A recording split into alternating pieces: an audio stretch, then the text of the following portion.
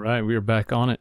It's a new one, starting from fresh. Let's do it. Always start with a neutral background. So this is a new series, I guess. I'm going to be painting images for a project I've been developing over 10 years or so. It's going to be a series of images for a design project. This image, just testing out my brush here, working on this little thing. Right, so this one, want to show a sort of action shot. Need to emphasize item here. I also want to keep in mind the restrictions on this project. I should probably set these lines permanently, so let's do that. I should probably create a default project with all the settings, but I won't. Okay, let's call this one frame, and oops, good.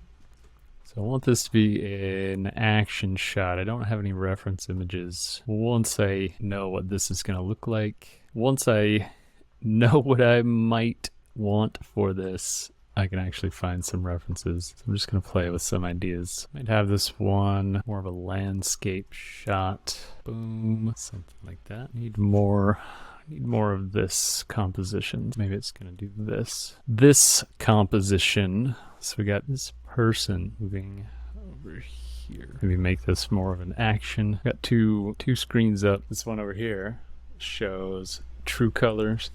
It's more accurate in the color profile. This one I'm looking at is just huge in front of me. It's an old TV I found in the dumpster. Somebody threw away a nice big flat screen. I don't like this. I need to emphasize more of the element that this scene is trying to portray here. Let's shrink everything down. Perhaps we can have the action coming this way. Get that diagonal composition. I'm trying to get some depth. I'm trying to get some depth layers in here. Like that. Let's carve out some shapes. We need some real good shape language here. I want diagonal being communicated. Maybe move this up, make this smaller. Yeah. Stick figures, everyone.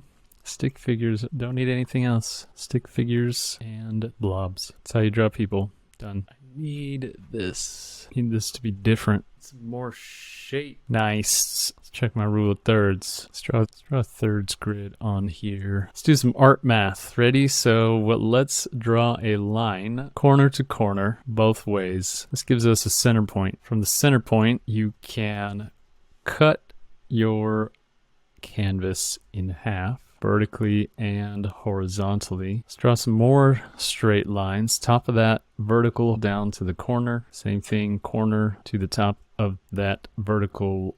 And you have these intersections here which split your canvas, no matter what size it is, into thirds. Let's do that for the bottom thirds. Triangle. What? There's a pretty quick, highly advanced grid. A couple things I lined up already decent. This angle right here. Got this diagonal, but I think I need to move this focal point over just a bit, and perhaps move this focal point down here just a bit, so we're on this diagonal. Let's put this grid together. Grid, probably lock it. Oh, whoops. Great grid. In fact, grid. Let's take this figure down a bit, stay on that diagonal, bring center of gravity of this figure down to that rule of thirds intersection, and I'll do the same over here. Maybe move this whole shelf. Maybe not. Maybe the movement between these is better just outside of the focal points. One thing I like about creating this grid, the rule of thirds on top of the diagonals and the triangles, is you get these cool compositional shapes in here. So I think I like this composition. I've lined up the center of focus for this figure and the center of focus of this figure inside of these two triangles. And so we have this interaction between the triangles. And I think what is actually happening in this scene is this is the same figure teleporting across this gap. So I think the interaction between these two triangles This is going to be the whole focal point of the shot, of the action, is this teleportation, right? So I think this composition works. I might make this person a little bit bigger, head, foot, kind of grid it out. So about this tall. Great. I'm gonna paint on a new layer above the grid, just so I can watch the interaction of these shapes come through the grid and see if I like it. I want this diagonal to remain. Bad. I think the composition is working out. It's really about composition. I will preach composition. Don't waste time on detail, which is what I'm doing right now. All right, let's figure out some more of this depth. I think what is happening here, this angle and this angle are clashing. I need to counter these angles. I think I'll do that just by adding in maybe a rock right here that's reflecting the light. Adding in this contrast right here against the figure will also benefit the composition, creating a focal point here, the highest contrasting area. Yeah, it looks good. This angle might need to turn a little bit. All right, so let's keep carving out this figure. I need a position that's like this, but falling over, trying to catch themselves on this rock. Maybe this arm out for balance and this one down, reaching down. Let's perhaps put some markers in here. 1 foot, 2 foot, top of the head, maintaining this angle. We might need, so this is a good angle, so we can keep this angle is good for the arms. Let's fit the arms in here.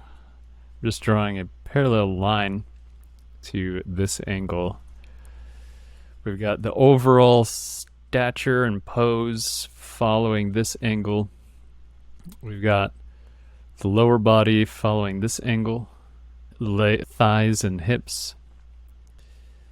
Lower legs following this same angle. And so we can put the shoulders parallel to this angle. Shoulders and maybe the gap between the arms. Put this arm up here like this or something. And this arm reaching down for stability. Something like that. Using the compositional grid lines again to actually create the pose. Let's keep this in here and remove the figure, just work on the background. So this ledge here, maybe I'll actually cut it out. I think I'm messing with this too much. I should stop messing with this.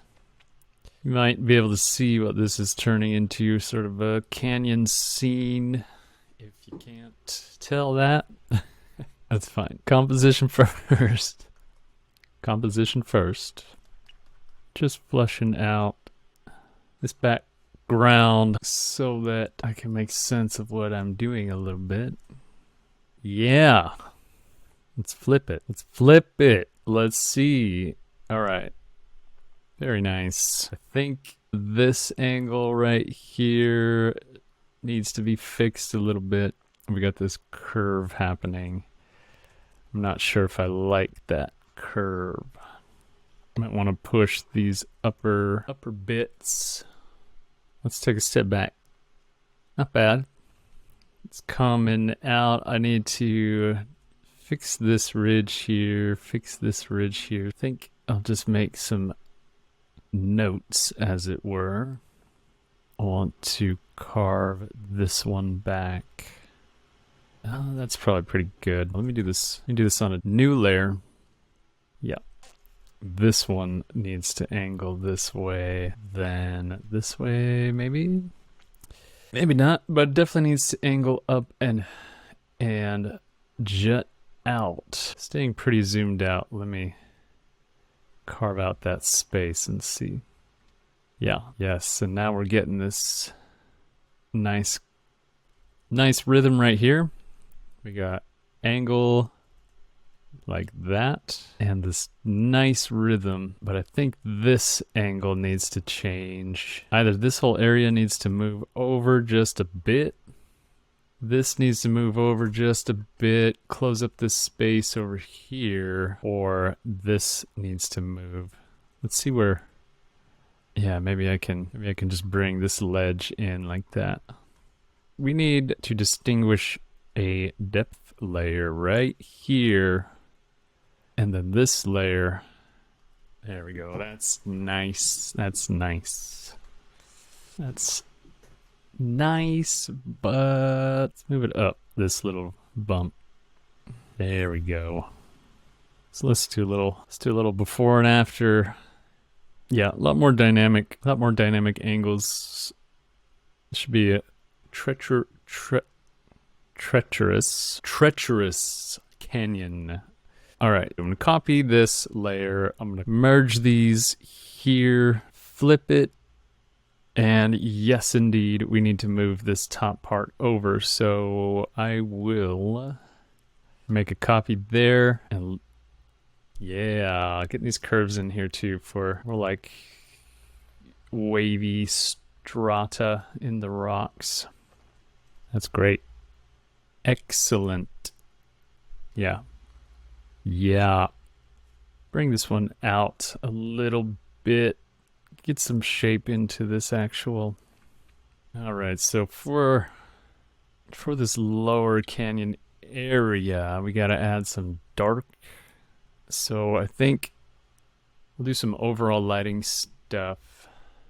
Yeah, I'll have to work on the depth layers, the contrast in this one. So I think I'll flatten everything for now and throw it up on top. It looks like I actually use the layers as little thumbnails instead of zooming in and out or putting up a second screen, a second window.